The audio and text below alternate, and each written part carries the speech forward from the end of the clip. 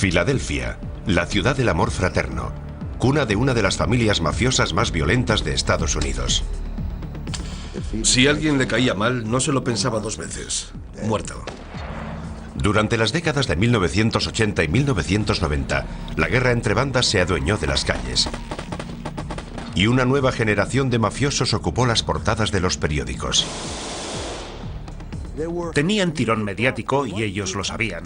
¿Qué gracia tiene ser gángster si nadie sabe que lo eres? Filadelfia contempla todas las noches el sangriento espectáculo en televisión. El dinero es la excusa para un enfrentamiento sangriento entre codicia y tradición que amenaza con destruir el AMPA de Filadelfia.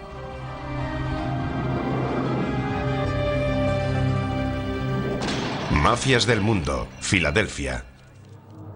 Angelo Bruno, padrino de la mafia de Filadelfia durante 21 años, es uno de los jefes más poderosos del crimen organizado de Estados Unidos. De cara a las autoridades es un respetable vendedor de tabaco.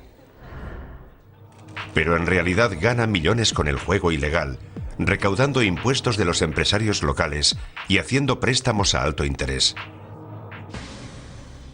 El ex gángster de Filadelfia, Nick "El Cuervo" Caramandi, mató para la mafia de Filadelfia tras crecer en la ciudad bajo la ley de Bruno. Se convirtió en jefe en 1959. Y gobernó con mano de hierro y sin causar gran alboroto. No hubo demasiadas muertes. Un asesinato de vez en cuando. El abogado y amigo de Bruno, Nick Nastasi, recuerda la serena autoridad del Don. Una vez paseé con él por su barrio, y al ver la expresión de los vecinos de todas las edades, incluso los niños, te dabas cuenta de que todos lo conocían. Él los saludaba y ellos le respondían al saludo.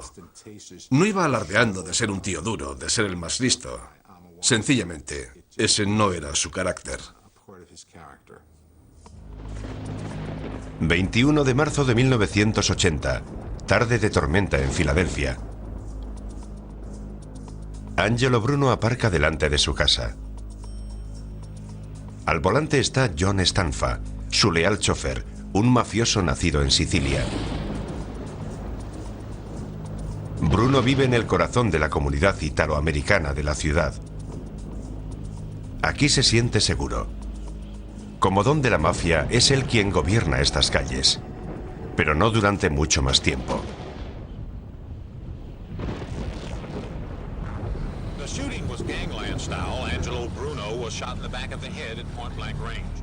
El agente del FBI, Gene Meyer, se encargó de investigar la escena del crimen. El coche seguía en la calle.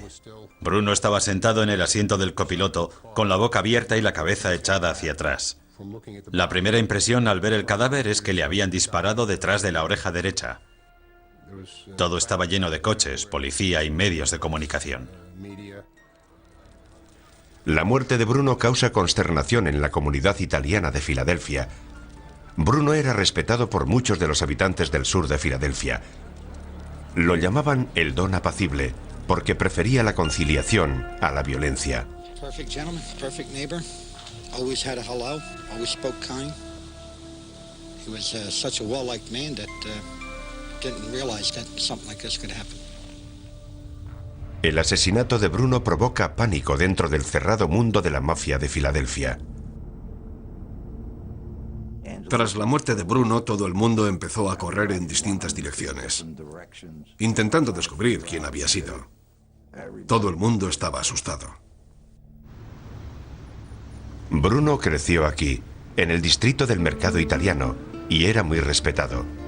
Había recorrido un largo camino para pasar de ser el hijo de un tendero a convertirse en millonario. Sus padres eran sicilianos, parte de la oleada de emigrantes llegados a principios del siglo XX.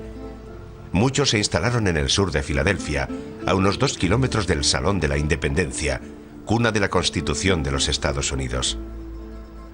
Pero los primeros emigrantes italianos no tardaron en encontrar barreras económicas y de clase que les excluían de los círculos elitistas de Filadelfia.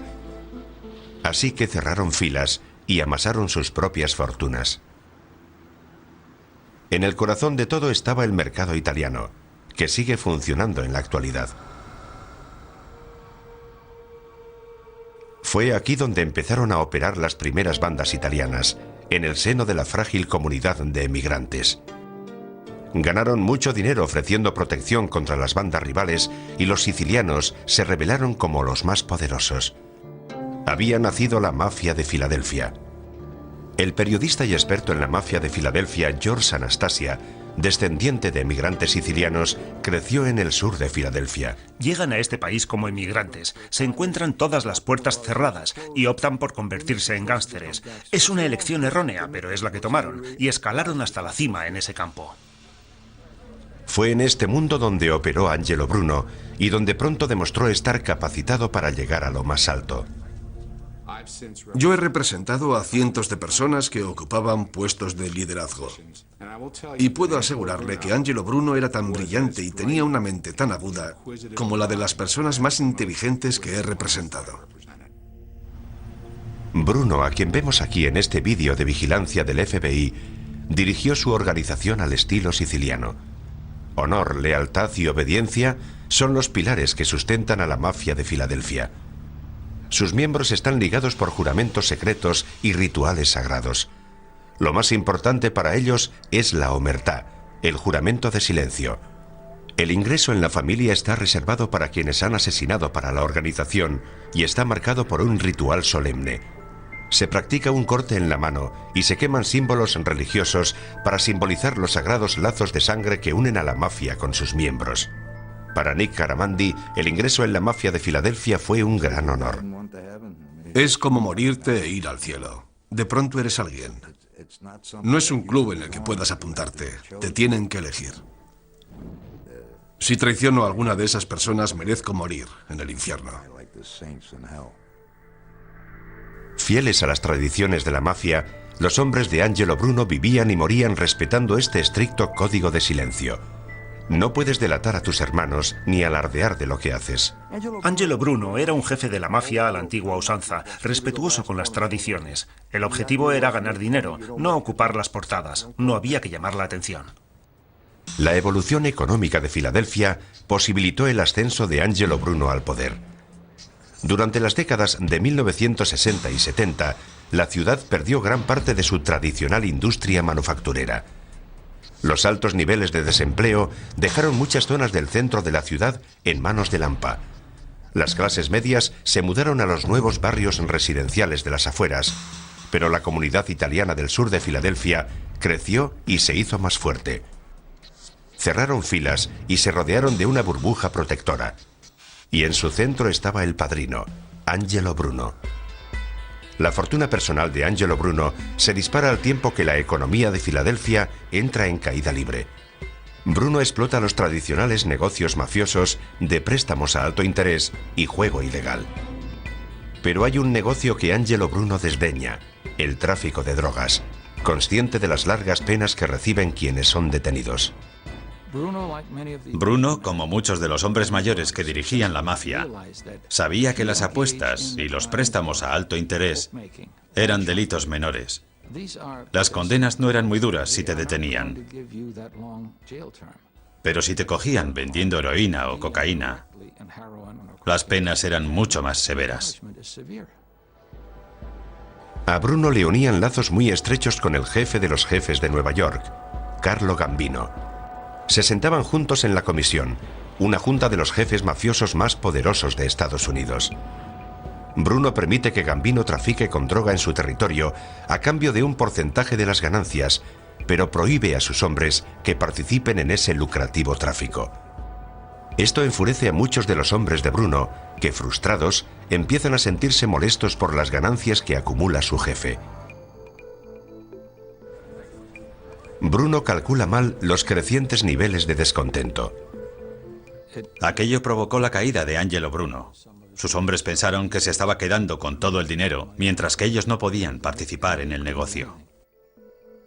Entre los descontentos destacaba el ambicioso consigliere o consejero de Angelo Bruno, Tony Bananas Caponigro. Poco después de la muerte de Bruno, la comisión convoca a Caponigro en Nueva York.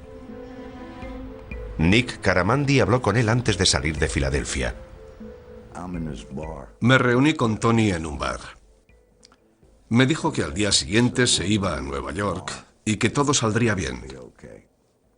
Y que cuando volviera todo sería diferente. Pero Caponigro no regresa. Ha desaparecido. Ha pasado un mes. Estamos en el Bronx, Nueva York, a 160 kilómetros al norte de Filadelfia. La policía investiga un coche abandonado. Un rastro de billetes de dólar ensangrentados conduce hasta el maletero. En su interior hay un cadáver maltrecho. Los billetes de dólar indican el pecado de la víctima, la codicia. Es Caponigro. Había recibido tantos golpes y estaba tan irreconocible que el Departamento de Policía de Nueva York tardó un mes en identificar el cadáver. Los rumores se disparan. Se dice que Caponigro ha asesinado a Bruno para ocupar la posición de padrino de Filadelfia. La comisión, furiosa porque Caponigro había asesinado a Bruno sin su consentimiento, sentenció a muerte al consiglieri por cometer la peor violación de las leyes de la mafia, un asesinato no autorizado. Fue el principio del fin. Con las muertes de Bruno y Caponigro, la familia de Filadelfia entró en una situación de crisis de la que no consiguió recuperarse. De hecho, lleva sin recuperarse desde entonces. Tras las muertes de Angelo Bruno y Anthony Caponigro, la mafia de Filadelfia necesita un nuevo don. Phil Testa, un mafioso nacido en Sicilia, era el lugarteniente de Angelo Bruno, lo que le convierte en su sucesor natural. Testa ocupa el lugar de Bruno con el beneplácito de las familias del crimen de Nueva York. Pero parece que no está a su altura. Intentó mantener el reinado de Bruno y su estilo de hacer las cosas, pero fue incapaz de conseguirlo porque había mucho en juego. La violencia se había desatado y la gente empezó a ser consciente de que podía ascender asesinando.